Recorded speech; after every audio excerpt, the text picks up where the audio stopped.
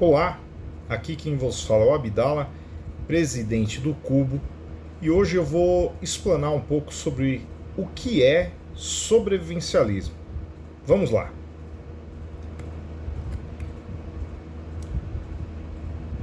Sobrevivencialismo é um movimento de indivíduos ou grupos de indivíduos denominados de sobrevivencialistas ou preparadores, que estão ativamente preparando-se para emergências, até em caso de possíveis rupturas da ordem política e social local, regional, nacional ou internacional. Os sobrevivencialistas normalmente preparam-se para se antecipar a esses acontecimentos por meio de treinamentos, armazenamento de água, comida, recursos, preparações para autodefesa e autossuficiência, e construindo estruturas que os ajudarão a sobreviver ou até mesmo desaparecer, como refúgios de sobrevivência, bunkers, abrigos. É um movimento predominantemente nos Estados Unidos e por isso sua nomenclatura é fundamentada na língua inglesa. No Brasil, o movimento sobrevivencialista é muito pequeno, quase insignificante, comparado aos Estados Unidos. O brasileiro vive na inocência, é um povo que ainda acredita que o Estado vai protegê-los em caso de catástrofes. Porém, estão aprendendo dolorosamente que nenhum governo tem qualquer plano de emergência. Temos alguns exemplos trágicos que mostram a ineficácia do Estado. Eu vou citar eles aqui para vocês. No ano de 2023, no litoral norte do estado de São Paulo, ocorreram chuvas assustadoras.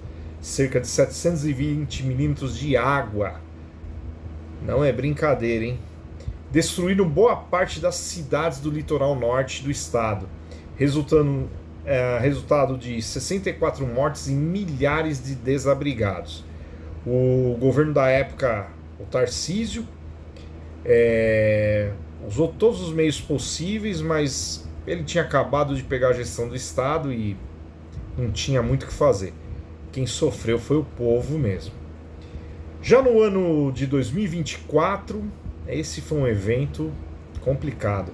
O estado do Rio Grande do Sul passou por uma das maiores enchentes históricas que já aconteceu por lá.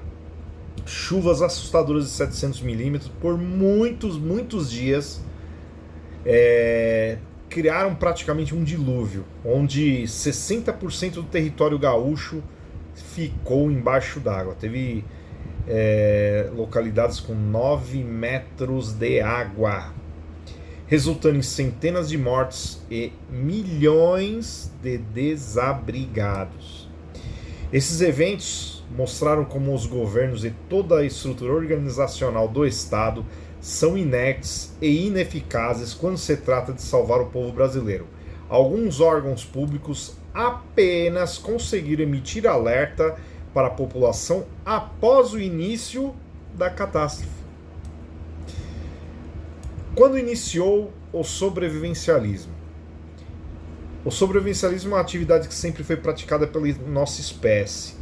É um conhecimento necessário à vida humana nesse planeta. Você pode achar traços desse tema nas antigas civilizações, na Bíblia cristã e até em paredes de pedra com pinturas rupestres. Nos Estados Unidos e Europa, esse movimento de sobrevivencialismo começa a tomar corpo na sociedade logo após a Segunda Guerra Mundial, principalmente no período da Guerra Fria, quando os americanos e europeus passam a serem assombrados pela possibilidade de ataques biológicos, químicos e nucleares. O sobrevivencialismo é uma religião? Não. O sobrevivencialismo é uma estratégia de sobrevivência humana, mas muitas religiões têm programas que estimulam seus membros a praticarem. Algumas religiões orientam seus membros a armazenarem alimentos por 3 meses para eles e suas famílias. Outras religiões têm escolas permanentes para os filhos dos fiéis, aprenderem as atividades relacionadas à sobrevivência humana, como escotismo, aventureiros e existem muitos outros por aí. O sobrevivencialismo é política? Não. O sobrevivencialismo, em determinados momentos de crise, principalmente quando a economia de um estado vai mal, é adotado por alguns governos, como aconteceu nos Estados Unidos em 1929, com a quebra da Bolsa de Valores. Esses governos buscam assegurar que sua população viva e tenha condições de recuperar a economia do país o mais rápido possível. Também existem estados que, independente do governo que está no poder, adotam estratégias de sobrevivência para garantir a vida da população, como acontece na Suíça e Israel. Esses países estimulam a população a armazenarem alimentos, terem armas de fogo e ainda frequentar abrigos subterrâneos. O sobrevivencialismo é uma moda? Não, sobrevivencialismo é uma forma de viver, principalmente para os americanos, que até interpretam como uma filosofia de vida. Trata-se de um conjunto de conhecimentos essenciais à existência humana, que, na pior das hipóteses, manterá o sobrevivencialista vivo e capaz de subsistir por longos períodos em cenários que a maioria vai padecer. Sobrevivencialismo é conspiração? Não. Sobrevivencialismo é uma atividade que prepara a pessoa para enfrentar cenários catastróficos. Particularmente, eu considero o sobrevivencialismo como uma ciência, porque envolve muito conhecimento. É comum ser considerado perda de tempo e energia se preparar para situações caóticas. Mas isso muda radicalmente quando se quebra a normalidade do funcionamento das cidades, principalmente onde há intensa urbanização. Parece soar como uma expressão de maluco, mas a normalidade é considerada por muitos sobrevivencialistas apenas como um pequeno período de paz entre as catástrofes. Se justificam que na história da humanidade já somos sobreviventes. Eles têm razão, porque dezenas ou talvez centenas de civilizações foram extintas. Existem exemplos na história da humanidade que diluem as dúvidas sobre estar perdendo tempo e energia ao praticar o sobrevivencialismo. Alguns são bem conhecidos, como a Arca de Noé, o fim do Império Romano e uma bem recente aí que pegou todo mundo de surpresa, né? Pandemia de Covid-19. Lembra o que aconteceu? Isso é só uma pequena amostra dos eventos históricos que justificam praticar o sobrevivencialismo. Se você procurar, vai achar milhares de fatos como esses que transformam uma teoria da conspiração em algo concreto. Qual a mentalidade de um sobrevivencialista? O que um sobrevivencialista tem que ter em mente? O sobrevivencialista não é maluco, não é um louco, muito menos um teórico da conspiração. Ele é um ser capaz de entender que o coletivo não funciona, pois o Estado não consegue garantir sua vida e da sua família.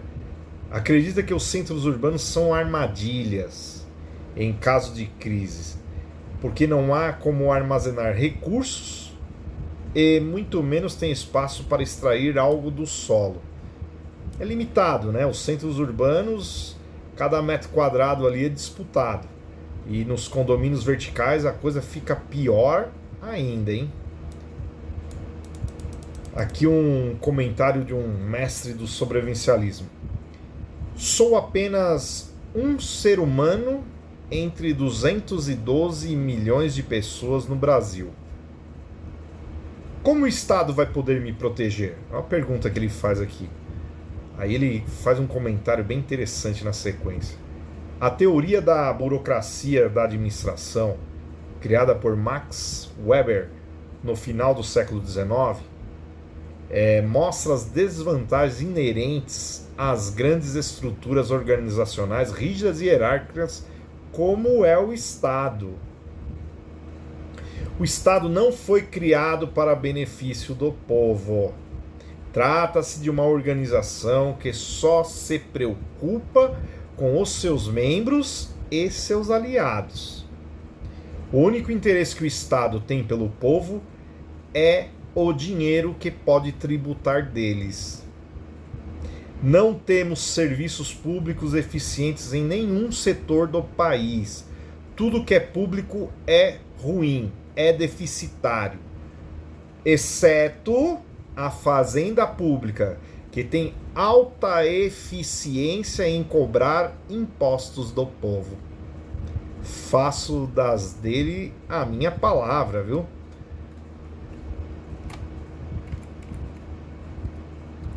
O sobrevivencialista pensa que sua atividade, um hobby para praticar no fim de semana, pode lhe garantir sobreviver aos colapsos artificiais, ou seja, causados pelo próprio homem, como exemplo das crises financeiras ou greves de abastecimento.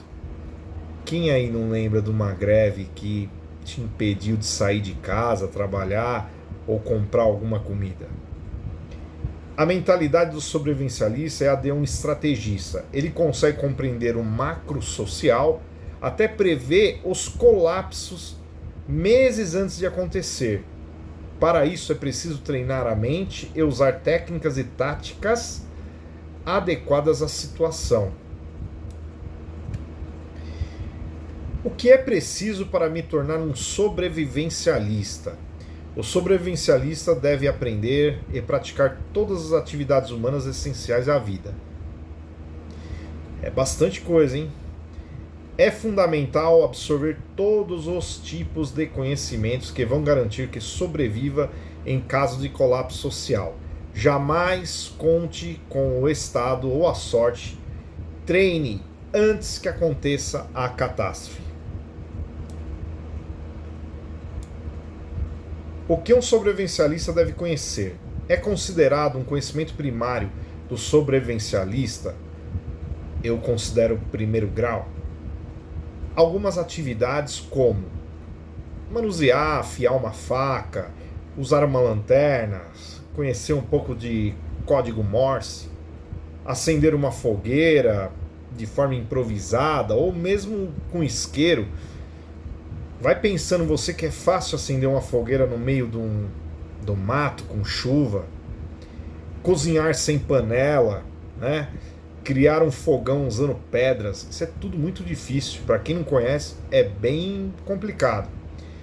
Conhecer técnicas de pronto-socorrismo, ervas naturais que podem te ajudar. Isso é importantíssimo. Construir um abrigo improvisado, ou mesmo uma barraca industrializada. Quem não conhece não sabe armar a barraca. Navegar com bússola. Hoje ninguém mais sabe ler mapas, plantas, né? Só sabem usar GPS digital. Deixa a internet desligar para você ver. Saber fazer nós e amarras, importantíssimo. Diversas vezes eu já me safei de situações complicadas porque eu sabia fazer um nó adequado à situação. Atirar com arco e flecha, atirar com arma de fogo, pescar em rios e mar, saber nadar, saber caminhar, isso tudo é muito importante. Fazer armadilhas para caçar, saber coletar alimentos na natureza, isso tudo lhe faz um sobrevivencialista que eu classifico sendo de primeiro grau, ou seja, é básico, é a alfabetização do sobrevivencialismo. Posso praticar sobrevivencialismo na zona urbana da cidade? Sim, O sobrevivencialismo deve ter os conceitos e conhecimentos para sobreviver e adaptar-se ao ambiente. Em muitos casos, o sobrevivente não consegue sair das zonas urbanas, principalmente quem reside em apartamento ou condomínio. São os mais vulneráveis, tá? O sobrevivencialista que reside em apartamento ou condomínio são os mais vulneráveis. Mesmo com limitações de espaço, é possível praticar o sobrevivencialismo com técnicas de armazenagem de água, alimentos, produtos de higiene e medicamentos. O sobrevivencialista pode reservar um armário ou um cômodo do imóvel. Nem sempre um apartamento te dá essa possibilidade, mas, né, um cômodo do imóvel que seja seguro e resistente a saques, que isso já vai garantir alguns dias ou até meses de subsistência para ele e sua família. Aquele que reside em casa, mesmo que seja um sobrado, terá maiores chances de sobreviver, porque terá liberdade de aumentar seus armazéns e até cavar um poço para a captura de água. E também coletar água do telhado, viu? É bem interessante. Então perceba que quanto mais confinado você estiver, maior o perigo que você corre de não conseguir sobreviver. Onde posso aprender e praticar o sobrevivencialismo? Existem muitos livros aqui no Brasil, mas não é muito fácil de achar. O mais comum que eu vejo o pessoal comentar é canais do YouTube, deve ter aí seus 10, acho que no máximo 15 canais do YouTube, que você pode adquirir conhecimentos sobre sobrevivencialismo. Mas muitos desses canais eu não confio muito, porque o objetivo deles é a monetização, né? Ganhar dinheiro de views. E quem busca views não está querendo fazer um intercâmbio de conhecimento, né? Não está querendo te passar conhecimento. Talvez ele vai até te causar confusão e pânico. Mas nós temos no Brasil uma instituição, né, chamada Cubo.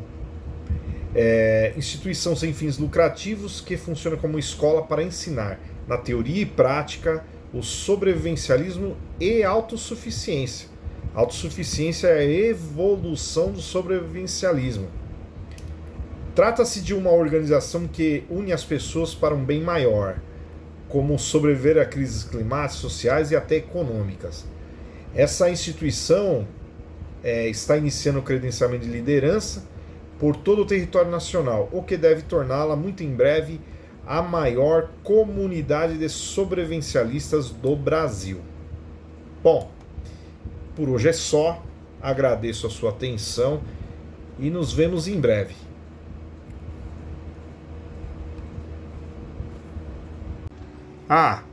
Eu já ia me esquecendo.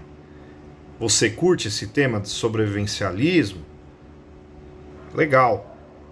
Segue a nossa página lá no Instagram, @cubo_da_fortuna. Seja bem-vindo à nossa comunidade.